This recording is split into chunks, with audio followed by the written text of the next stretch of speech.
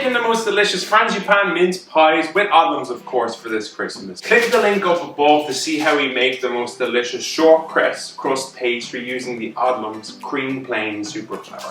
And we're just going to roll it out. Just with some Odlums cream plain flour, and then just roll out your pastry.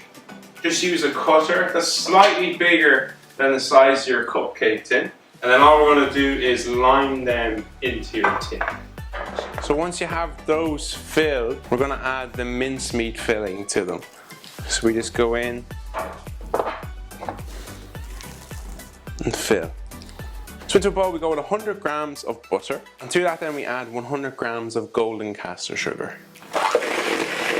So once you have that whisked, we have 2 eggs, so one at a time, and whisk in between.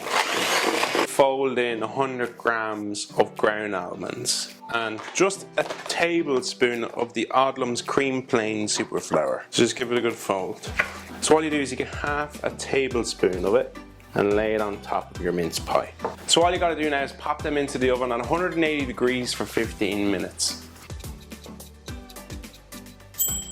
And there you have it, the most delicious Frangipane mince pies with Odlums. Have a wonderful Christmas.